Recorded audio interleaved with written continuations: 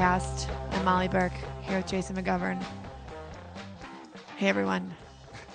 It's kind of gloomy How you out, doing? man. Yeah. I'm all right. I'm okay. No, this weather is It's fine. It's got that feeling though. It's just fine, but That's I in just the kind of air. want to watch Netflix and Not but do when anything. don't I want to watch Netflix? Actually, when it's nice out, I really don't want to watch Netflix. No, I do. I just do it at night then. Yeah. I just passing out. And by that I mean I throw in like 2 hours of some show. But Oh. that's how me falling asleep. That's how that goes. I get a good couple episodes in. But yeah, during the summer hours and it's nice out. No, you cannot be Hell sitting no. around watching Netflix. Definitely not. Definitely not. And my tea is almost cold. God. April, man. I Is feel this like the I get- allergies or is it what? No, Because I this think I is- got allergies going. This is a cold coming on. I can tell the difference. I was just thinking about this the other day. I can usually tell the difference between cold and allergies, and this is one of those like, damn it, I might be getting a little cold here because I live with someone who just had a cold for about a week, Okay. and I did the annoying thing where I was like, "Oh, I'm sorry, you're sick," and then I kind of like secretly wiped the whole place down with Clorox wipes. You know, like that's gonna fucking help. And usually I'm not a freak about germs at all. But I was like, I really don't want to get sick. Yeah. And then I kind of obsessed over it, and I was like, damn it. And I got that's to why work. you got sick. Right, and I went to work, and everyone was like homesick from work. And I was just like, and then today it's got a little sore throat, and I was like, oh no, here it goes, here it comes. How often do you get sick? Like once a year, Okay. depending on who I'm living with. So it's never you. It's never your fault. But I they give get it to you. I'm not kidding you. I get it 3 days after like their symptoms kind of start to alleviate. Like they get it. They're sick for like 5 days a week. Right. And then I get it immediately after them. It's the same fucking thing. I feel like I've had that living with my nephew ever since. I mean, when he was a baby, it was, Totally. anytime he got sick, he could spread that around a little bit too. But yeah, kids spread it, and especially if you Way work with worse. kids, Oh, they you're spread it always around sick. so Yeah. bad. But So I don't frequently get sick, but I've got this allergy thing going. You might be able to tell in the You gotta- tones right now. I got the voice a little lower than normal. you gotta. That's the vocal fry coming in. Right. I But it won't last. It'll only be a day or two, and this will go away. So do the thankfully. Flonase. I do the Flonase. What? Do what? The commercial with the bee. And he has like an Oh, Italian accent or a Spanish accent. More racist bees now. I mean, why does he have a Spanish accent? Right. It's Makes no allergy sense. medicine. Right. But I take that stuff. It's just up the nose. Just clears you up. It's great. See, I have a feeling we're But you have to talking do it about every a day. tangent already, but where okay. I don't like to just medicate symptoms.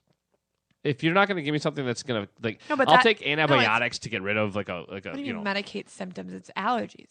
Well, but so I just feel they're going to go away in a couple of days because my allergies do Okay. not stick around for like Okay, well months. that's good to know. Mine they kick in like August, And you've got them for and they're horrid. Ugh. I mean, they keep me up, and like my throat itches, my eyes itch, and it's just so fucking annoying, and it lasts for weeks. See, I didn't develop them until a few years like a ago, hay and fever. I only get them I'll get them for a couple of days up to like 2 weeks. Yeah. And it's not that bad. It's just I don't feel right, and it sucks. Yeah, It's they almost suck. I'd almost rather just be really sick for a couple of days. But if you take a Sudafed or a Claritin, I well, why, suppose. well, then you don't have to bitch for 2 days about it. I guess. But I never feel like it actually totally clears up the symptoms either. It just You don't it think just Claritin does? Or Zyrtec? well, what's the expensive one? I'm going to give you all the good ones. What's the Sudafed? Is that the like somebody was just telling me the other day, or is there an over the counter one where you're spending like $5 a pill now on like allergy stuff? like Allegra or something like Something that. like that, yeah. Probably. I And mean, I- one of the Zyrtecs I- for Allegras. I feel like if I start taking just even a Sudafed, I'm gonna build my way up to that. Like I feel like it's a gateway drug. no, I'm still down at the Sudafed. All right, if this gets any worse, because I've had it for 2 days. If I get it for any longer, Are you sure it's I'll not a jump on cold? the bandwagon. It might just be a cold, but I'm telling you, I get these spring and fall allergies just for a little bit Sucks. lately, and Sucks. I've never had them my entire life. Yeah, Ugh, it sucks. it's the climate change.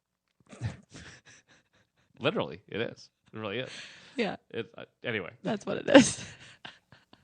Oh, Well, speaking of climate, speaking of climate, we're here in Minnesota in our studio in South Minneapolis, and there was a recent City Pages article. It was more of a opinion piece. I guess all of City Pages is kind of opinion. yeah, it's, Don't you just, think? it's a lot of blogs really thrown together. It's just a big blog. Yeah. Which I don't. I think I said that disparagingly, possibly, but I don't mean it to be. No, it's a bunch I of love the smart city pages. writers that write well, and We love Jerry. Yep. Yeah, we love. Well, we definitely love Jerry, and yeah, I do like the city pages. I think they got some talented people over there. It's fun. Sometimes it's a little clickbait sometimes for us Minnesotans, but of course, why wouldn't it be? So there was an article. Do you have it up? You're the computer man. I mean, I can get it up. It's essentially what it's saying is that you talk to any Minnesotan, and whether you're from here or not from here or just moved back here, and you're kind of like, oh, I just moved back from New York. And they're like, and the person's like, oh, how do you like it? How do you like being back home? Yeah, I really like it. And then they'll kind of pause and they'll say, yeah, I really like it here, but I've been thinking about moving. We always have to say how we don't really want to be here, though. We love it, but I love it still here. I've always dreamt of leaving. And I do hear that constantly, and I say it constantly. Yeah, I think I might move. Always. It's yes, and Yeah, especially that person that just came back. Like, I'd really really like to move. Yeah, I had so much fun, and I really like to move. Anyway, so this person goes on to say, we love it, but then we talk about how much we love Minnesota all the time. Yeah. But then we have this kind of, I don't know if we're like self-conscious about it or we feel like we're getting too comfortable. And so we get all freaked out that we're getting too comfortable here.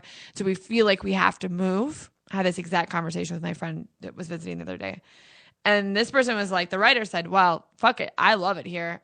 I wouldn't like it anywhere else. Here are all the reasons why it's great. And the writer has lived in other places, I believe. Yeah, too. they lived I believe in she said she'd been in DC other spots. Or no, he. Oh, sorry. Is it he? Yeah, I don't know. Corey. Corey Zarowski, so you guys know what we're talking about. What's the article titled? My reintroduction to Minnesota's inferiority complex. Oh, yeah, we do. It's the inferiority complex. That is exactly what it is. Yeah.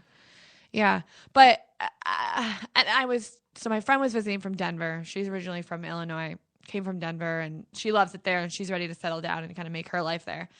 And I was thinking to myself, talking to her, I'm going, I love it here. I'm so happy you're excited. You're visiting. And I just said, I bought this house and I love it and it's so great and I love my job. And then I just constantly think I'm happy. Like right now I'm really happy. And then I'm constantly thinking about moving. Well, do you know anybody who has left and is going, God, I just miss Minnesota so much? Or they came back and they were just because it was because of this place. It wasn't because of job. It wasn't because of family. It wasn't because of some family member had something going on. They came back because they just missed Minnesota. Because I know all kinds of people that have left here. And the hell is the dog up to? And I don't know one of them that has come back going, I just really missed it here. I mean, I know people Where that did went your to friends go to? I've known people that went to Hawaii and they came back because they couldn't afford it. That's okay, sure. But that's the only reason you come back. I thought about going to Hawaii because it's so different. My thing is, like, I could move to I love Portland. My sister lives there. I love it. I don't think that'd be a huge adjustment. It's not that big of an adjustment. No, it's great. The mountains are there. It's beautiful. There's some different hiking, different scenery. From just like a living perspective, not that different. No. But I'm like, if I'm going to fucking move, I'm going to Hawaii and I'm going to live on a beach, or I'm going to go to New York and live in a big city. Right. Or Chicago even. No, fuck Chicago. You serious? That's too similar. The third biggest market in the country. Yeah, but I really don't want to. Why would I move to Chicago? You think it's just a big Minneapolis? Yeah, and it's not even as interesting. Wow. I'm going to put that out there. I have a lot of fun visiting my friends in Chicago, and I'm really happy they're happy there. But every time I go there, I'm like, all right, whatever. Okay, time to go. See, I still feel like we're missing out here, too. But I think that's what this whole thing is. What does Chicago have that, besides just the sheer size of it, what does it have? Everything we do but more.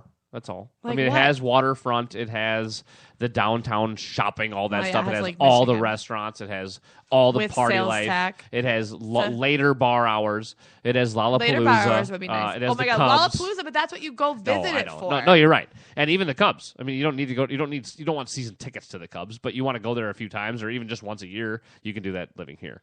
But Right. you just named all things that you can do here. But you're gonna have a much better music scene. No, I don't think that's true. Are you kidding me? No, I don't think Just that's true. by volume, you'd have to. I don't think more that's music. true, though. Oh, see, I don't know.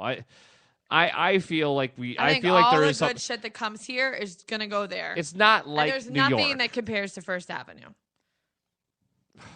Like What if First isn't Avenue there a shuts blues down, club in Chicago that's like crazy? I think there are probably more little venues, obviously. Sure. And there anywhere you go, like in New York or New Orleans or Chicago, these kind of music cities, Austin, there's always going to be live music But I look around here, I'm like, there's always live music here too. It's a great music scene here.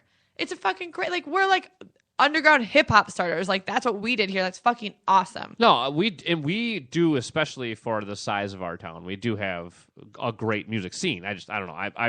I have a feeling you spent a little more time in Chicago and really looked into it. I go there 3 times a year. Really? And yes, you really I don't go think there that it's all better? the fucking time, and I don't think it's better. All right. I'm not trying to bash it. It just I don't see anything more that I'm missing out on there. Okay, because what we were getting at there really is like the places like even LA, but New York is going to be a completely different lifestyle. Sure, like New York is insane. The way you totally. travel, the way you going to work, everything about it, just interaction with people, vibe. always. The yes. East Coast vibe. It's so different and cool. Like I envy it a bit. And then you can go LA and go the opposite style, but you still have a huge, expansive city. A lot of driving. And a ton of traffic and terrible driving. You don't want to deal with any of that. But I feel like what we're really dealing with here is it's this fear that we're missing something here. And I don't feel like if there's nobody in New York that's like, God, I'm just missing out on California or Florida. Just there's I wonder if this envy is just I don't know what this envy is coming from. Because I don't feel like there's people in well, I bet there are people in LA going, I'd rather live in New York. Like I'd rather have that style of life maybe. But I don't think that they're going, LA sucks and everywhere else is better. And I feel like a lot of people here think that, even like you and I don't, but I still think we think, but there's got to be a couple other places that are better. And not even just for the beach aspect, which I agree with you too. I'd love to go to Hawaii or even Florida or Southern California just for the beach type aspect. But I feel like even like New Orleans. New Orleans. What did I say? New Orleans. New Orleans. Sorry. Vegas. Vegas, right? Vegas. I said it right. Where else have I always thought about where it would be fun to just get out of here though? That's not your stereotypical like. I mean, even like Miami. I fucking love Miami. I've never been. I don't know what I would do. Really in Miami. different. Yeah, because it's a bunch of whiteys up here, and down there a bunch of hot Cubans. Yeah, see, first of all, how am I getting a girl down there? I'm so fucked down there with the chicks. Maybe they think you're cute. Well, because I'd stick out like a sore thumb. My white, like very white guy friend from Pennsylvania is dating a hot Cuban girl and moved to Miami. With okay, her. maybe I'll. Okay, now I'm gonna look into it. They think he's cute. I don't know. But I mean, even I don't know. Make fun of him a little bit. I think Houston, Nashville. That sounds. Neither one of those would be cool to you. Horrid. Oh, I think that they'd be. I think those would be awesome.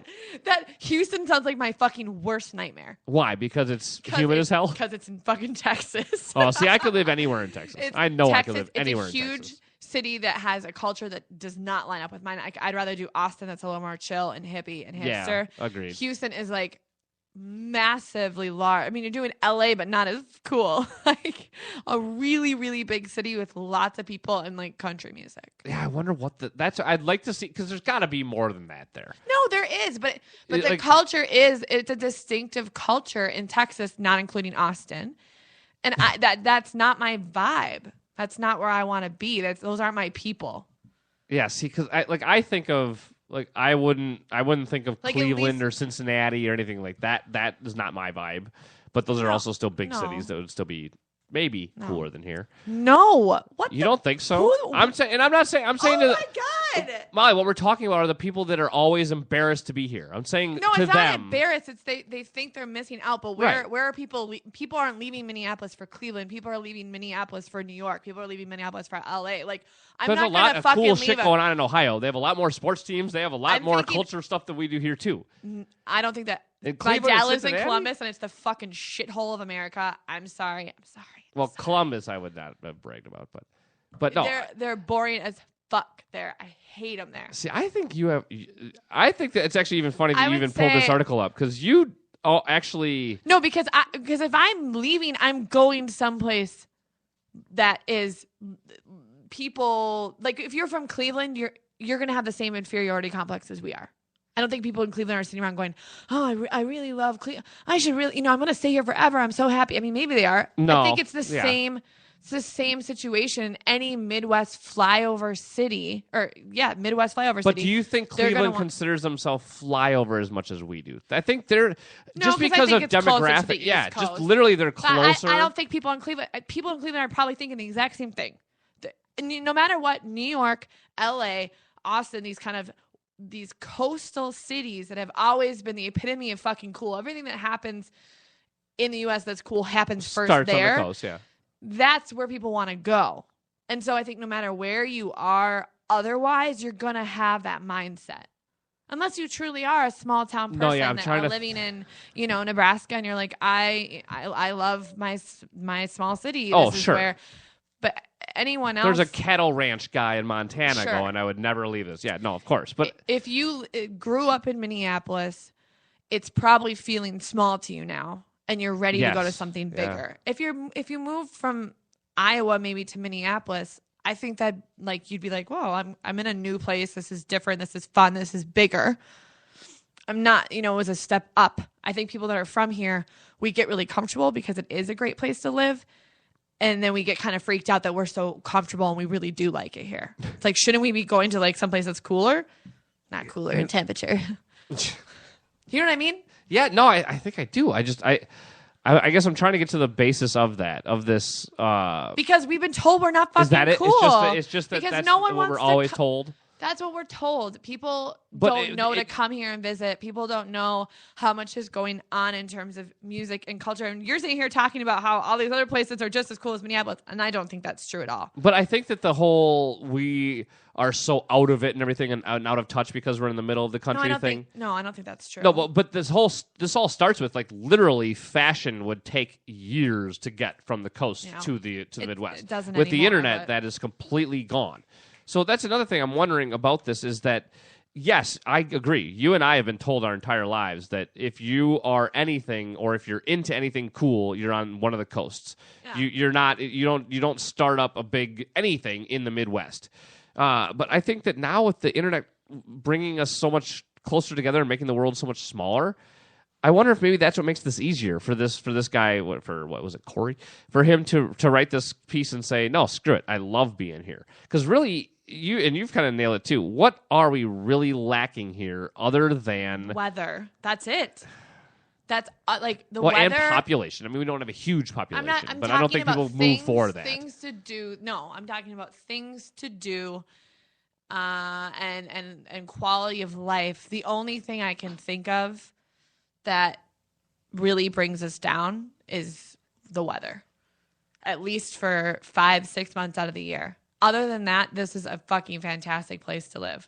And see, but that also makes me feel that fear of missing out because what is it like to live somewhere where you don't have more than 2 months a year where you hate life? Even in Arizona, convenient. In Arizona, is it 4 months of the year though? It's unbearable the opposite way. Yeah, I mean, we've had to talk about this where it's like I have family down there most of the year, half the year, and some of them are ready to go in there full time, and they're like, oh, everyone leaves and goes up north, but then there's plenty. Obviously, Phoenix is 5 million people or whatever it is. Most of those people are staying there. They don't have the luxury of they're not all snowbirds. And it's just like air conditioning. You just go out in the morning, you go out in the afternoon or in the late afternoon. People don't work in the middle of the day there. They work, unless you're obviously laborers that are outside, don't work in the middle of the day. There's misters at the restaurants, things like that, where it's just your way of coping with the extreme heat. And now, to me, in Minnesota, what we do is we put these stupid heaters outside and try to get people to be able to stand outside in the winter. And if you're a smoker or something, obviously they'd have those for you. Yeah, it sucks. And to me, I would much rather deal with the heat and misters and not having to drive down a road where I might fucking fly off it at 90 miles an hour at any time. Not 90. That'd be my fault. I was like, well, what are you unless doing? It somehow speeds me up. Maybe I speed you up. I don't know. But to me, the give and take there is I would take the heat. But I've heard a lot of people that have lived down there for some amount of time that would say you be careful that sounds so much easier, but it's really a lot worse than it sounds. And I have a tough time buying that. I mean, and I wouldn't. The heat in Phoenix wouldn't worry me as much as the culture there.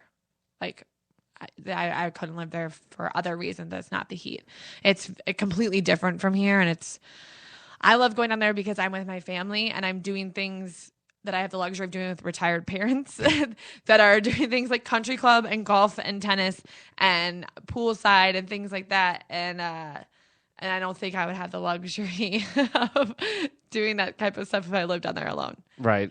And it's gorgeous there, but it's also like, I don't think I would have fun living in an apartment in the city, the suburbs of Phoenix. It's like LA, you drive everywhere too. When I think culture and like moving within the U.S., I think obviously, New York City, that East Coast culture, anywhere on the East Coast, any of those big cities out there, had that fast-paced, that whatever, fuck you culture, I'm on my own, leave me alone. Right. And then you got the West Especially Coast, right. And then you got the West Coast attitude, the LA especially too, where it's more laid back, but it's still kind of fuck you. But it's not as it's more like where it's kind of fuck you, bro. Like, it's not fuck you. It's not fuck you, I'll kill you, motherfucker, like in New York. Not like I'm yeah. You know what I mean? It's a different not fuck like you. Fucking like slam on your car hood if you go out, but it's just like, hey man, fuck you. No, like fuck you, bro. Get the fuck out. Yeah, it's a different fuck you. I But think all right, we got it. And then now we have like Alabama, like the Georgia South mentality too. Totally different culture. Which is a totally different culture in a culture that I cannot relate to in any way. Have nothing to except for put a me in place touch like with Atlanta, which is more of a melting pot with all the companies down there. There's so many people that are moving down to Atlanta, but I think it feels that way. And I think there'd be a couple other cities down there too, but for the most part, and this is true, and we've talked about this a lot on the show, but you go 30 miles away from any major city, and I think you and I are uncomfortable generally, right? Sure. But I don't ever think of those are the only ones. I don't think of that Southwest as having a culture. It does. Of course it does. Of course it does. I was like, it does. No, it's not like they don't even have one. Nope, don't even have one. Phoenix is a new there's city. bland. No, okay, Phoenix it's a new city. So what does that? What does that mean though? What is the culture there? Is it? I'm just gonna leave it actually open there. What do you mean? What is the Southwest culture? In just those vague terms, like we kind of put in the other. Yeah, I mean, so it's kind of a mix of like Texas and California. You get a lot of LA and Phoenix. Everyone is very thin and tan, and a little plastic surgery. It's relaxed though. Like people aren't. I've been to places that are very fancy and everyone's wearing like little dresses, and I've been to people wear cowboy hats and jeans and things like that. It doesn't have that East Coast vibe at all where you feel like you have to get dressed up to go out. And then there's a huge Mexican population. So you have that whole culture and Native American population. So you get this mix of kind of like indigenous feel, like it's which really, that part I think is cool. Yeah. Obviously really, I couldn't relate to that really, necessarily really either. Cool. But so there's a big culture of that down there. So that's really interesting. But Phoenix has now become this big tourist destination where there's some corporations kind of moving in there too, but right? Or no? It's all within the tourism field. Oh, so and you'd go down there for a convention. Sure, like that would be a big thing to go to Phoenix for. Wouldn't you rather go to a convention in Vegas? Vegas? Did I say it right the first time? Vegas? Yeah, maybe. Right? I don't know. They're both pretty fun, but they're both hot. Yeah. Well, yeah. So it's not really my vibe. I mean, it's not like my people. And if I was down there, I don't think I would find like the chill kind of crowd that I have here. I think I've become much more relaxed, and like I like that vibe of Minneapolis. It's very like put on your flannel and go out. You can get dressed up and go out, but it doesn't feel like you need to go to a club. Now I feel like I'm missing out more on just the fact that I don't even know enough about that. Like I want to experience being uncomfortable in another culture because I'm not feeling it. I don't think I can go anywhere and feel uncomfortable in the U.S. But even how you're saying like in New York, it's more of a like you get dressed and go out. Whereas here you could go to almost anywhere in Minneapolis dressed almost however you want. Like flannel, like you said, and that's okay. Totally. I think I need to be exposed to that a little bit more. People look nice in New York, but it depends where you are in New York too. That's a huge. I mean, just New York itself has so many different places that would have their own different cultures. Actually, yeah, that's what I love about it too. All right, I love the culture of the Midwest. That's all I got to put out there. And I think if you were to go anywhere else in the Midwest, the only other city that outranks us a little bit would be Chicago. And it's minimal, especially in your opinion. I think so. Yeah, I think so. I don't think there's anywhere else in the Midwest that is a step above us in anything. whether it's food or theater or well, where else music would you even think about? culture. Like, Well, like you who would just you said, I was think you thinking could even Ohio, throw I'm in there? thinking of, like Lincoln, I'm thinking Des Moines, I'm thinking St. Louis. I would hear. I'd like to hear somebody from like Kansas City.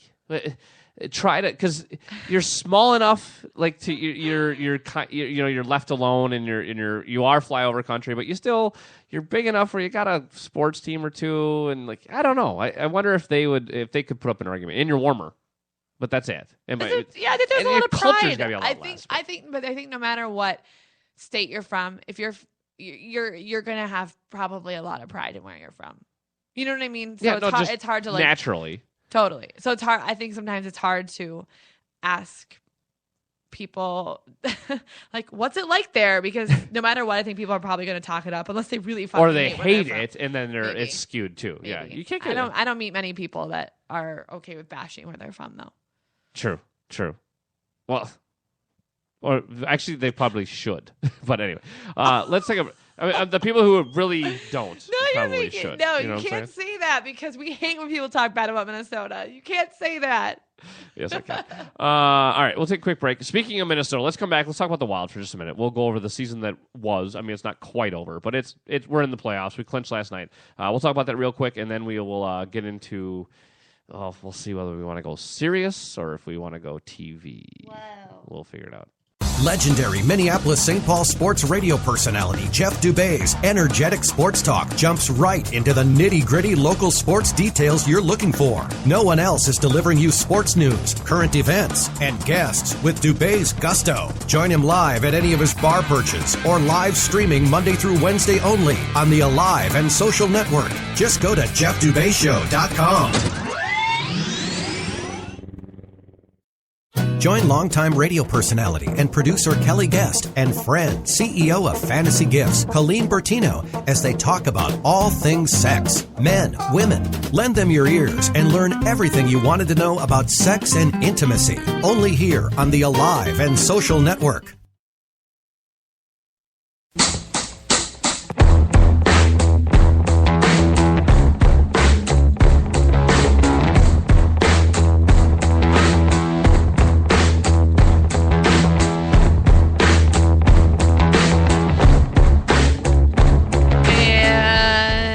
We're back. Go Wild. I'm going to see the Black Keys in San Francisco this year. Really? I'm excited. Have you seen them before? No, I've never seen them. Okay, I haven't either. Their new album. What do you think of it? I haven't listened to the whole thing all the way through. I haven't either, but I have their heard, single. I hate there's a couple of them I like. The Kalamazoo Just to Get Away from You one. That is. My 3-year-old nephew could write a better song. Yeah, I don't like that. That song one's very horrible. Much. And they had one off that album that their first Fever? single, I think. Yeah, Fever I didn't mind. And then is there another single? I don't think there is. But anyway, I'm very, very disappointed with that album after the last album was pretty good. Well, I hope they stick to the oldies. Yes, their older albums Please. are the best. It's just they're trying to do too much, I think, now, actually. They're trying to bring too many instruments into it, and it's just do the guitar and drums and do it. You got it, man. You got it. What's their choice on stage live? There's 2 of them. I know, but they're going to have a band, right? But I think that's what they're doing now, yeah. That they're kind of stepping that up. You said you haven't really followed the Wild too closely this year. I did it at the beginning, and then they I got went to bad. shit. And then I was like, well, maybe I should start watching them again. So I did. I watched them when I was in Arizona because my stepdad loves them. And then I was like, I don't want to jinx it. So I stopped watching. So I haven't watched a game. I haven't watched a game since they've gotten really good. Are you one of those game, maybe. who think that you watching does have an impact on whether or not they win? I just get a little superstitious. Little bit. And I also don't have Fox Sports North on my. I know. I'm still trying to figure out a way to do that. I think I have an in. I'll let you know if I do. Actually, you know what? I know how to do it. All right. It's really complicated. Let's not let anybody at Comcast or Xfinity or Dish or any of those people know what we're doing. Secrets later on. But anyway, so it just actually. Side note, God, I wish they would just figure out a way to charge me per game to watch online. I don't care what sport, whatever. There's no way that. Just TV in general. Let's be real. Well, yes, but even just sporting events are the only thing left where you have to watch them live. I mean, you would prefer to, right? Especially because you could hear about them on social media right afterwards. Right. You can't avoid sports scores and stuff unless you really pretty much watch it live. And I would pay probably as much as it would cost, or you're making off of me through a cable contract, to watch whatever sport if you would just charge me an a la carte $2.99 HD rate or whatever it is, whatever game. And you got 162 fucking Twins games. You're telling me that's not going to add up? I mean, but don't you think they'd make more money with subscribers? Or no? Do you think they'd make more money? I obviously, if there were more money to be made on people like me, they would already ditch the cable providers and be done with that. Yeah, probably. So it obviously they know what they're doing, but I'm just telling you, figure out a price point because we're gonna pay for it. We're gonna pay for it. But anyway, I watched The Wild last night on my phone at home because it was actually better than the laptop. But anyway, they clinched the playoffs last night, and it was a season where it started out really fun to watch, got really really painful, ugly in the middle there, and then they're saved by a goalie. And I don't know if. On Jeff Dubé's show, early in this season, the first season of the Jeff Dubé show, obviously Alive and Social, brand new network here, all of this is new. But I really thought that I could pretty much keep up with these guys when talking about the Wild at first. And they made some points over some time that I really thought, okay, now I really know I can keep up with these guys. And one of the points that was made was Scott Schweitz said, well, these guys aren't playing well because it's a confidence thing and they got a bad goalie behind them, so therefore they can't score, they can't do anything, their system doesn't work, all that. And I went, to me, in my head, I'm going, that's bullshit. These are professional athletes. They got one guy on the team. Right. One guy on the team is just going to bring them all down. That's how that works. Well, holy shit, was I proven completely wrong. Scott Schweitz was proven completely right. And if those of you that listen to the Jeff Dubé show have noticed that I might have kind of shut the fuck up on Wild Wednesday a bit because I realized that these guys are right. That, anytime you're calling shit reasons in the beginning of the season, like, you can't blame yourself for that. Well, but Jason, what I'm saying is that I thought they were morons and I was smart. But and all a guessing game at that point. You can't feel stupid about that. I honestly do because I really think what he was saying, because I brought up with Suhan when you were out of town too that night. And he said, as much as you want to think these guys are robots and they're making millions of dollars and they're why wouldn't you just do your job? They are people. They have emotions. That this stuff does play into it, and confidence is huge. All came down to the goalie. It really, really did. Everything, because I think what you've seen, and even like they brought in this Chris Stewart, who is awesome too, and he playing in Buffalo and playing around the league has had good seasons, but never been great. And you just bring him into a system that's really good with really good players, and all of a sudden he's awesome and does so much for this team. To me, what that says is the system is in place. That the coach, and I was bashing Yo all year. Yeah, Stewart is huge. He's a big, bruising forward. Like, takes up most of the net just by standing there. He doesn't even have to spread out. And we haven't had that guy that can be a big screen in front of the net like that too. Yeah. But so what I'm saying is that I think that you had the system, you had most of the players. You just literally one guy, which in hockey the goalie is really important. So obviously there's some weight to that, but. He just bringing in one guy that just played better. Not like he's been really good, but it's not like he never lets in a goal. He's played shutout hockey the whole time. Like he just gave them that enough confidence to where they could go, okay, we don't have to just always assume they're going to score on us and it's going to be a 4-0 game. We have to score 5 goals, or we don't have to. I don't know if they were overcompensating with their defense. You know what I mean? I think a little bit of that too. Yeah, I think you get out of your game. I gotta work extra hard because this motherfucker in the goal can't stop anything. I was thinking, and I was thinking that thought was ludicrous, but Devin Dubnyk has proven that was the case. Mike Yeo has proven that was the case too. I think that his system does work, and that with good players, and when they're all clicking on all cylinders, it works. And we may see a playoff team that could actually go somewhere for once. And especially with hockey, we're not used to that. I mean, we had the one run in 2003 the first year, which no one expected, and it was a miracle run. And then the last few years, we've had teams that were decent that could maybe make a run, like a decent run. But this year, if you can stay hot, if your goalie can stay hot, these guys could. I mean, they actually do have the potential to go all the way.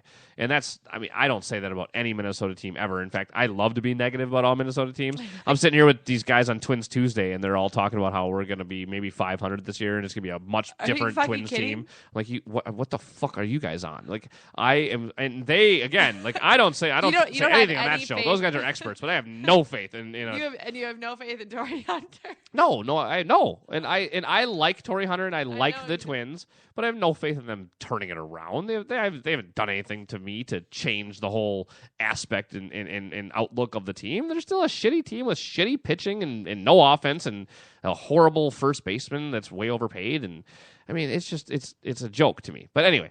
So we finally have a team worth watching is basically the point. And so another reason to love staying in Minnesota because the Wild are something worth watching. And even if they don't go all the way this year, you do have the pieces in place that you really could, especially if they can get Dubnyk to sign. Which do you know the story about when Dubnyk came here and Parise had a house for him, basically? No, I don't think I remember that. Okay, so this is a pretty cool story. Dubnyk, first of all, last year was kind of a journeyman. I think he was on like 3 different teams. By the end of the season, the team he was on was in the playoffs, but he was so far down the depth chart that he wasn't even like the backup. He was in the minors, so he's just like, can I just go home?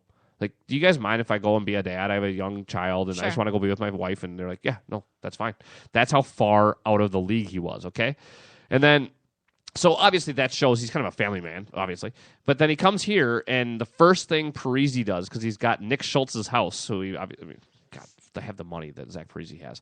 But so Nick Schultz How old is he? And when he started, he was like, what, 22? Parise? How old is he now? He's got to be 29.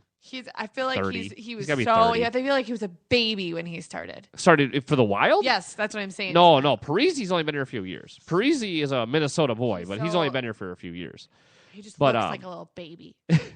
No, and he still looks like a kid. But anyway, he had a house and said, "Hey, Dubnyk, like boom, like just get in here, get your family, he's 30 move now. him in here." Okay.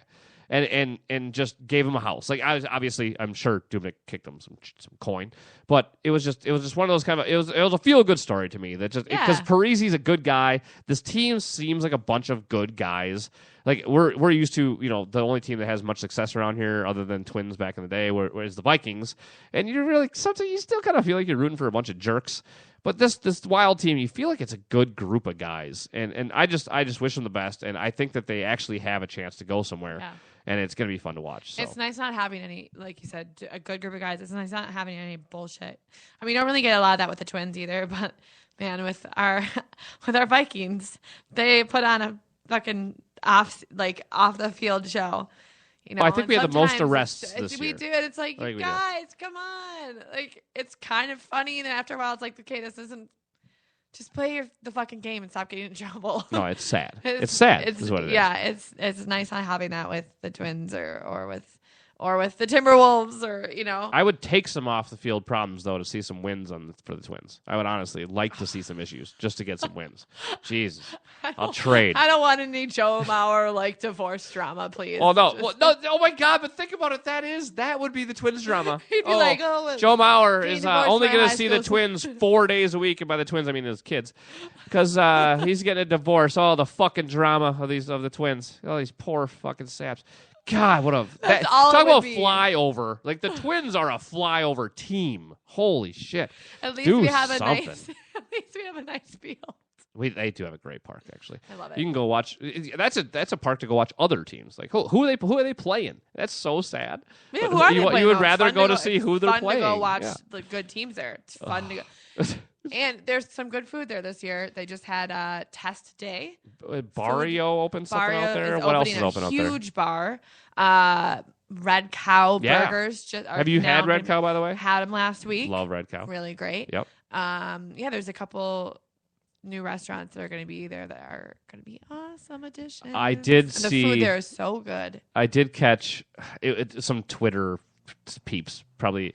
If you probably saw yesterday after the home opener or not the opening day loss, the Twins got just killed in Detroit 2 days ago, and all the articles yesterday were about all the food at Twins or at Target Field. For sure. And a bunch of lines I saw out there were like, how fast did they go to the food?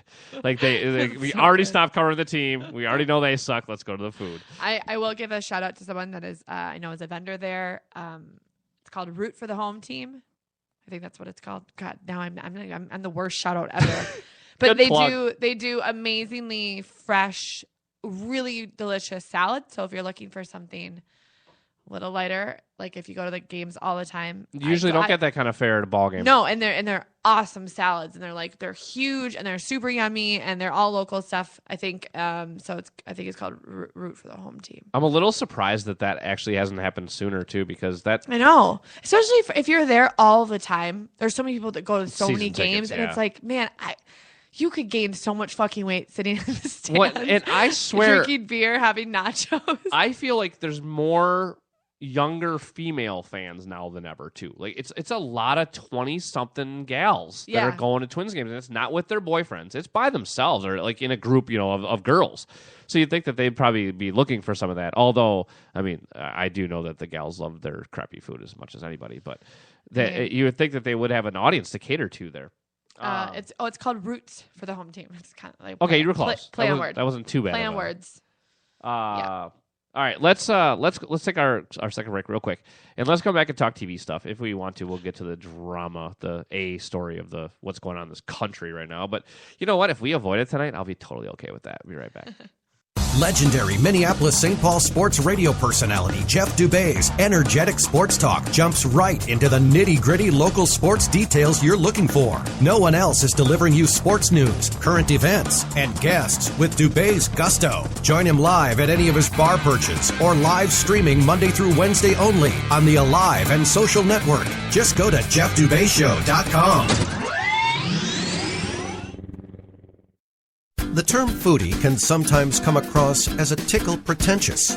BT and Lydia are here to demystify the term and reclaim it for the sake of good food. Their weekly podcast brings in fellow foodies and culture creators from the Twin Cities to talk about all things food. Find this duo only on the Alive and Social Network. The Rusty Gatenby Review is the entertaining show about entertainment from movies, music, and more. Award-winning TV guy Rusty Gatenby and his review is the podcast with the biggest cast in entertainment, part of the Alive and Social Network.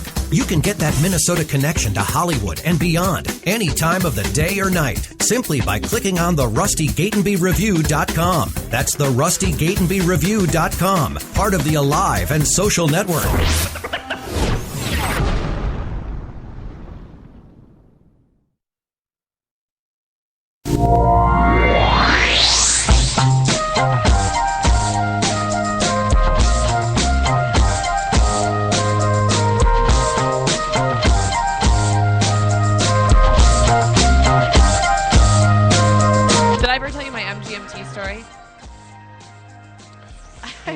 Sounds a little familiar. I have an anecdote for everything that you play. And by the way, Jason does not tell me what he's going to play. No. And speaking on-air production meeting, yeah, you need to send me just a few ideas anytime you want. You always choose good stuff. No, I know, but it would be nice just to play a little bit more of that, and because I know you like what I'm playing, but I would probably like what you're playing too, and that would be cool. So anytime you got an idea, just shoot me a line. Little music update because we don't do it a lot here. Saw MGMT once, just fucking sucked balls. Saw them at First Avenue. Yeah, I do feel like you told me this. Yeah, horrible. And then on the opposite spectrum, I saw Father John Misty this last Saturday. Where is that at First Avenue? Okay. Holy shit, was this dude incredible. I don't know if I've ever heard of him. One of the best shows I've seen. Is that alternative rock, or what type of music we're talking here? He's rock, folk. I'll cue him up and we'll play him on the way out. Okay, because I don't know how to describe this stuff anymore. Like my cousin, speaking of which, rock, indie, folk. That's what I mean. It's electronica like three mixed different with a little bit of EDM and hints of pop. Oh, see, it's like a cocktail. It is a cocktail. That's how music is now. Well, really, yeah, I guess it is. But what was I going to say there? Because I'm not going to Florida. By the way, I was going to mention that to you. My cousin is still in Minnesota, so there's nowhere for me to stay. So why don't you just get an Airbnb or something? Didn't you already book the tickets? Yeah, I'm just gonna go back another time. We're working it out, so I'm probably gonna go in like a month or two anyway. But okay. Oh no, so he was like, well, because we were trying to kind of figure out another date to go down there, and he's like, well, there's this rock concert or festival this one weekend. I'm like, oh, well, what does that mean? And I said, is that like like Tame Impala, Arctic Monkeys type stuff? And he's like, no, that is not fucking rock. What is it? Arctic and Monkeys it was like and like it was Tame like Impala? it was like Korn and like fucking Yeah. Slayer and Fuck like, yeah. which I've seen Korn live. Like I used to be really into that kind of music. Were you a Cornhead? Never a Korn head. No, God no. I never owned a Korn album, but I saw them live and I liked some of their stuff. But it was funny. It was just rock these days is so varied. Like you could call so many things rock. Yeah, it's that all grouped. that you Under wouldn't this have. big umbrella. They weren't even a thing 20 years ago, but yet they're still rock, which is a 60-year-old What art is form or that- 70-year-old art form. What is it called now? What are those kind of? I think it's I'd say indie rock shitty. more than anything. Well, no, like Korn. What would they be called now? I mean, they're like Shitty. shitty rock. Yes. I've always that shitty 93 rock shit. Like that's what I call it. I don't. And I still, by the way, I still like some of that too. But if I could pick, and I'll listen to just about anything, but if I could pick one type of music that I really can't stand, it's probably that.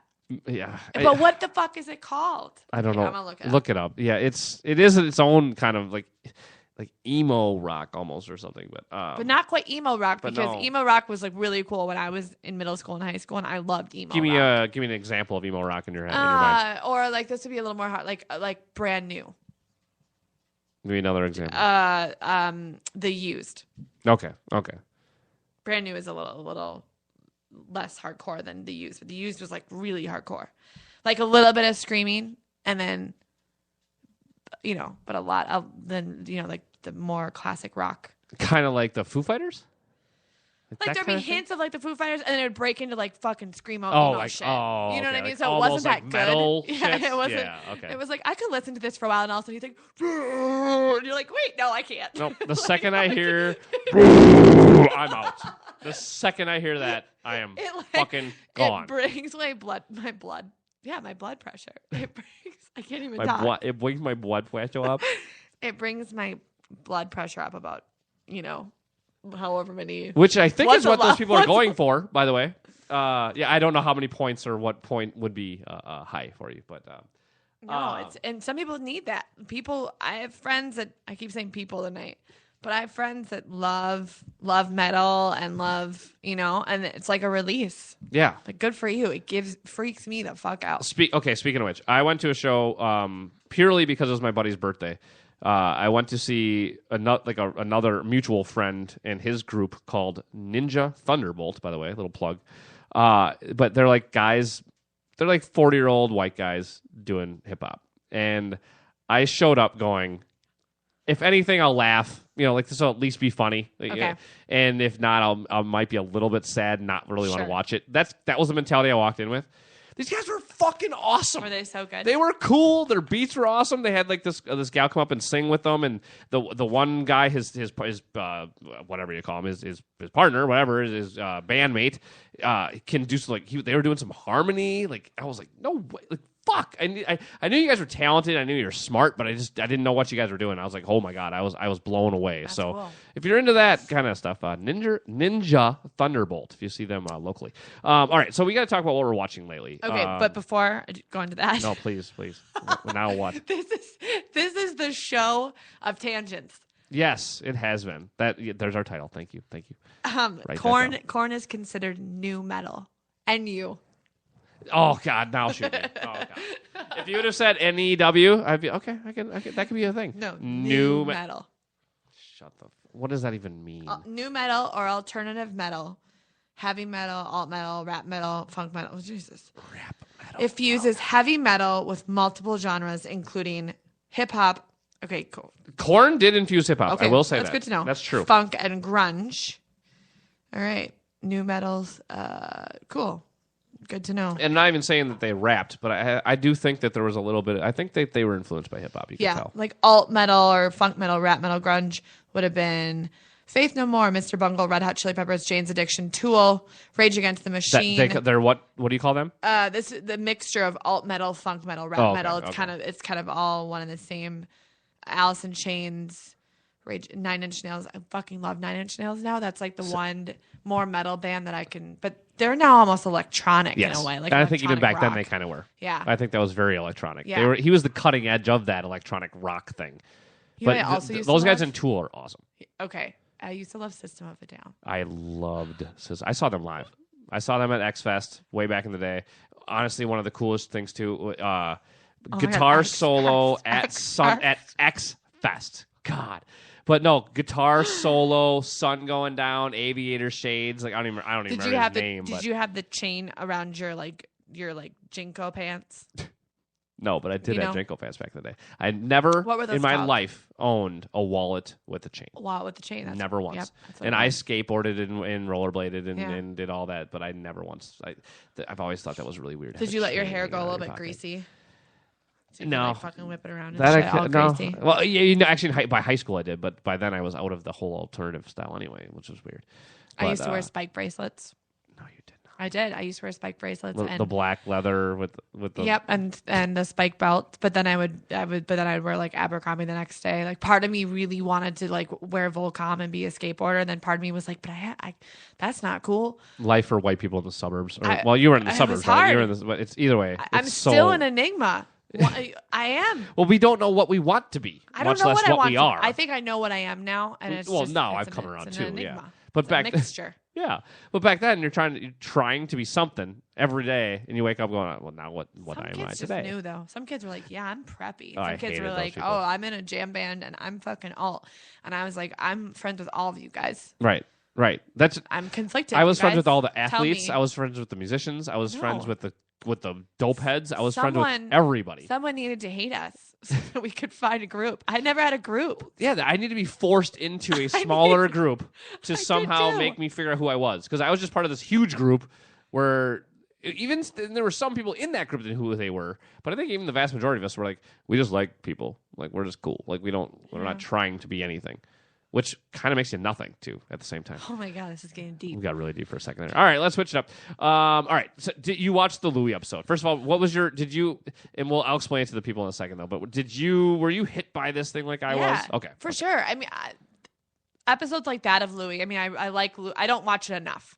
And when I do watch it, I'm like, oh, that's why he keeps winning Comedy of the Year. Or that's why he, Best Actor in a Comedy Series at the, what would it be, the Emmys. Yeah. And it makes sense because his show is smart and it's self-deprecating, but in an original way. Like Louis does self-deprecation like nobody else. It's like still socially poignant when he does it. It's not like, oh, you know how some people are just self-deprecating just to self-deprecate. Well, just to be funny. Right. Usually. He has totally. And he has a reason behind all of the self-deprecation. Actually, I want to go back. It's not even just self-deprecation isn't just about being funny. It's usually about deflecting. Yeah, sure. And he is doing it to get internal. Yeah. Like he's going, why do we fucking live like this, right. And why do we say or why do I live like this? Act exactly, or even more personally, yeah. So just to describe the show real quick, the scene that we're talking about that blew me away. The latest season that's on Netflix, season 4, episode 3. I think it's called "So Did the Fat Lady," right? Yeah. Because that's the joke at the end. And it's. You should go watch it, and I'm pretty sure that scene itself is on YouTube. But go watch the whole episode. Yeah. But I was sitting there completely blown away. It's a monologue of this girl who's a self-proclaimed fat girl. Just kind of, it starts with Louis saying, no, you're not fat. Mm-hmm. And she's just like so disappointed that he couldn't just be real with her and just be honest with her. And then she just kind of goes into a tirade about what it's like to be a fat girl and how they have to pretend and how society looks at them and how we as men look at who we did. And I'm just sitting there going, I was torn up inside. I'm just like, holy shit, this is so deep. Now, not only just was she saying cool, but I want to get your take on this, but his direction of it. Where it's just the kind of the camera kind of like almost like circling around her and him. Like to me, I felt like that was what the inside of his head was doing. Like he was like back and forth and just kind of like swimming in what she was saying. Because he was like, wow, you're so kinda right. Like, I want to back the fuck up, but now I'm like in it again. Like, I want to run away, but oh my God, you're so right that how could I? And the whole, to try to put it in a nutshell is almost wrong, but she basically just says that I'm a person too why do I have to pretend that it's actually okay? One thing she said that's very pointed is when he's on stage, he can say, "Hey, I'm fat and it's hard for me to get a date," blah blah blah, and that's like just jolly fat guy, and we just laugh at that usually. Yeah, if you're a woman and you say, "Oh, I'm fat and I can't get a date," you go, "Jesus Christ, are you okay?" Right. And her line is like, you call the suicide hotline. You're checking on her, right? And there is something to that. Is there? I don't know though. Is that genetics too? Like, are we built to be attracted to the best mate to produce children, or should we at some point evolve past that to where we're not just going on just looks and these primal instincts, and we can actually get past that and look at a personality and look at the bigger person than just their body? It's fascinating. And what's so cool about it is it's a comedy on FX, and it's one of the deepest just insights into the human psyche that I've ever seen in my life. Yeah, it was super fascinating. Even I thought it was more interesting that he wrote it, but it felt really authentic, I think, to women, and it felt, I'm not totally sure, but I think it feels authentic. I'm going to say it feels authentic to anyone who has something that they feel like they're not getting love for. Like whether it's a physical thing or they're divorced or they have bad skin or they're, I don't know. It doesn't have to be fat. It's just that in this situation, it was just, that's what her physicality was. But I think you could have replaced it with race, with a bunch of other things. Yeah, sure. I mean, I think being a fat woman is probably much more poignant for today's society, and that's the reason why he used that as the example. But it was still relatable to anyone, because she says, why am I not good enough for love?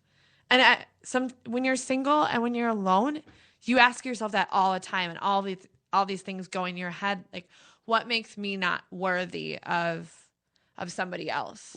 And so whatever you're self-conscious about probably is the thing that comes to the surface. And unfortunately, being fat is one of the most obvious and the most common reasons for probably people being self-conscious nowadays. I thought one of the most interesting parts about it too, though, was when she points at the camera and she goes, if you were standing over there, and if you were looking at us, meaning her and Louis, you would think we looked perfect together. Yeah.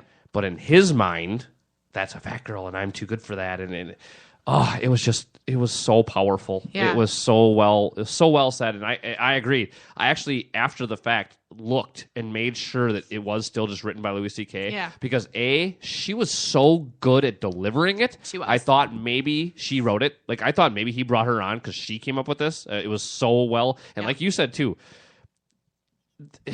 for a guy to come up with that, that is pretty powerful. He did a really good job at portraying the struggles of overweight women. And I think by analyzing his own thoughts, by going, why do I think this stupid probably shit why do I not date overweight women? To think, well why do I that could be a jumping off point. Well, I think he's saying, why do I dismiss overweight women purely on that fact? Right. Which is, again, and that's why you're saying it could go to a lot of different aspects of life. Like, why would anyone say, well, I'm not dating a black person? Like, what the fuck? How ignorant? How are you going to say all black people are so-and-so? And fat people, I think there is a difference there in that there's maybe a little bit of a choice involved. Yeah, I think. But not even completely. I mean, I think in some ways that's genetic, too. Like, some people are just predisposed to be bigger than others. And that's, it's just, I thought, for somebody like Louis C.K., who I've always admired that about his humor, and that's why I love about George Carlin too, is they don't just make jokes; they make jokes that make you think. And that just this show, it crushed me in a good way. It really, really rocked me. And the other part I thought was really interesting was where she said, I flirt with really insanely attractive guys, and they flirt with me right back. Like, they have no problem with it because they know exactly what their status is. And she's like, and then I flirt with guys like you that, really aren't that good looking or average looking or overweight yourself. And you are so terrified to flirt back because I think that inside you're like, that's the person I should be with. Probably be with you. Yes. But I think guys had the tendency to sometimes go for women that are out of their league. Yeah, of course. Well, we all want what we can't have. Sure. But I do think that I think women are a little more realistic and a little more forgiving. Well, and about things. Men get a big part of their confidence from who they're dating. I mean, Sure. maybe women do too, but I just think that's. I think less so. I think I absolutely. Well, there's not a trophy husband. Right. That's not a term. I mean, I've gone on a date with guys. Like I went on a date once with a guy that like looked like Ryan Gosling, and I was like, sweet, this is fucking really cool to be out with him, and he's like the one that's with me and like putting his attention on me. But at the same time, that's not really how I base my self-worth. I was like, oh, that was fun. But I don't think that whoever I'm with, I'm probably not going to be embarrassed to be with them. See, and that's what I think. But that maybe I also wouldn't date a really overweight guy guys. either. Yeah. It becomes part of their self-worth more so. I think you could date a guy that was technically overweight and it wouldn't be an issue at all. Now, if you date a fat guy, big fat guy, that'd be different. But yeah. All right, well, we run out of time, but we will, we got to talk about the cop show. Where was that? North Carolina or something? I mean, losing track of them. Well, this one's interesting because of this actual video. We'll talk about it tomorrow.